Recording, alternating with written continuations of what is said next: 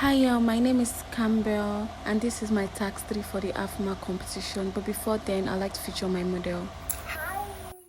So I'm going to be showing you my setup and my workstation. So let's get into it. So these are the products I'm going to be using today. I like to arrange everything, even if I do not have like an actual chair, but I work like this.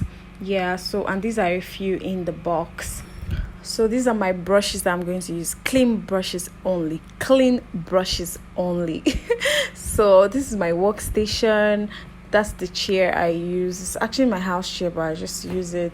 I have 2 ring lights, one reflecting yellow, one reflecting white, then a LED light.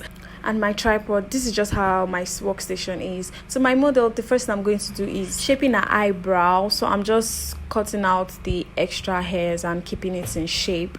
Then afterwards, I'm going to moisturize her lips using this lip balm. Now you want to keep your lips moisturized, your face moisturized, because skin prep is very, very important before makeup. Then I'm going to go over it with this cleanser just to take out any dirt on her skin. Then the next thing I'm going to do is moisturize her skin. So just adding my moisturizer and spreading it out with my hands. You can use a brush, a clean brush for this, but I just used my clean hands instead. Then I'm going in with this primer. I'm just adding everything and I'm going to spread it out using my brush. Then I'm going to use these 2 foundations today, and this is me just applying the foundation on a cover so I don't have to put it straight to her skin, and using a brush for application. You want to damp your beauty sponge. I just did that on purpose on camera so that you can see that you have to damp your sponge before use. And this is me just blending in the makeup. Using these 2 concealers, I'm going to be applying the darker shade to the concealer first, and then I'll use a brighter shade in the inner corner. Now while applying this, you don't want to put too much, and you also want to leave it to dry up a bit before you blend. Now I like to spray my beauty blender first before I blend. You can spray the face, but I like to spray my 2 first. So this is me just blending by dabbing. I'm just making sure that everything stay into the skin. This blending took longer than it appears because I was trying to make sure everything gives a skin-like finish. Then I'm going to go in with this concealer from Ferrari, and I'm using a brighter shade in the inner corner because I sort of want to give an illusion of an ombre on the eyes that transitions from the brightest to the darkest. So going in with my blush, I'm going to use this contour shade to just contour because I figured it could work.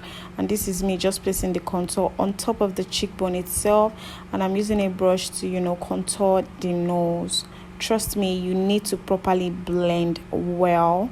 And this is me doing the other side. It is much more preferable to damp your beauty sponge into the product and apply it to the face. That way you'll be able to build up instead of just applying it straight to the skin. And that's exactly what I did in this video. Then going in with a loose powder, I'm just going to apply this all over the face. I watched this on YouTube and it really works in this video. Then this is me using my eyeshadow as a blush because I do not have a powdered blush. Then I'm going to go in with my face powder and just apply it all over her face. I'm going to go back into the eyeshadow to enhance the blush. I'm a blush girl, but your clients might not be a blush girl, but luckily for me, my model is a blush girl. Then this is me just powdering the nose. I'm contouring the size of the nose, to give like depth to the nose and just to give an illusion of a sculpted nose. And this is me adding setting powder to the eyebrow because it has to be dry. Then I'm just drawing, outlining, then I'm filling in. Then I'm going to go in with a brighter shade of concealer in the outer corner and a darker shade in the inner corner. Then I'm going to blend in everything together. To the other side, I'm just going to repeat the same process like I did here. So this is me just doing the same thing. Yep. It's quite hard to draw in this part of the face, but we have to. And this is me showing the process clearly with this brow area. Then I'm just making sure everything. This is me going in with a brighter shade again in the outer corner. Then this is the foundation that I used in the upper part. It's very optional for you to conceal the upper part, but it's just important to create a clean job. And that's what I did here. Going in with the white part of my concealer as a base. I'm just going to blend everything together. This will help your eyeshadow pop out well. Using this eyeshadow, I'm going in with the brown and just using it as my transition color. I'm just spreading it, I'm blending to and fro. Then using a circular motion, I'm just blending out the brown with another shade of brown. Then I'm going to go in with a black on the lid because we're creating a smoky eyes. You have to be able to blend when creating a smoky eyes because that's what it takes. So my model has been talking and I had to set her smile lines because she has been laughing a lot. And it's very important for you to do that if you know that there's always a line whenever your client or your model talks. So this is me setting it. I'm just repeating the same process here. Applying black to the waterline. I'm blending it out with a brown just to give it a perfect smoked eyes. Then I'm going to apply highlighter in the inner corner. Adding powder all over the face, then going in with a shimmer black just to pop out the whole smoky eyes. Then I'm going to apply a mascara to protect the lashes when I apply lashes. Then I'm putting in setting powder underneath it because I want to add mascara to the lower lash line so that it doesn't stain my skin work. Then this is me cleaning the lips. Of course, you want to clean the lips before you go on to draw it. Then this is me using a brow pomade to just outline the lips. You want to sculpt your lips properly, and that's exactly what I'm doing in this video.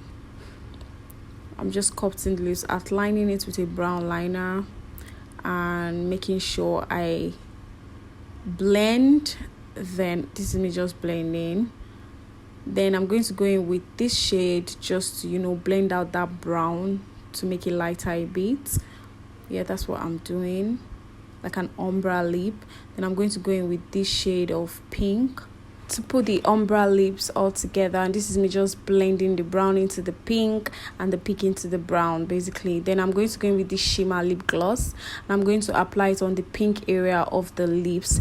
Then afterwards I'll go in with a brown lip gloss and apply it on the brown area of the lips so that everything can just come out right, and that's exactly what I got. Then the next thing, I want to dust off the excess from the under eye. At this point my model was crying so bad and I had to go over it every time. Then this is just fixing the lashes and trying to make sure she stays put because she has been crying a lot during this period.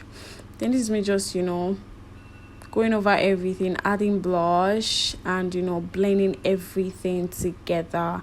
Then to our edges, I'm just making sure everything comes out really good. Then we're going to show you the final look of my style. Using the setting spray, I'm just going to set all of this look together, and then I'm going to put everything using my beauty sponge. I'm going to go over it with this highlighter at the cheekbone, the nose, the forehead and the jawline, and then I'm going to introduce you to my final look.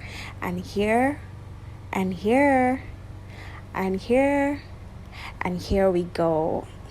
So this is my final look and I hope you guys really love it. This is actually my first time doing a smoky eye in my entire career. To achieve this quality, I turned off every light in the room and I turned on only one focus light and reduced the exposure. I hope you are proud of my style as much as I'm proud of my style. I hope to see you in the next stage. Bye.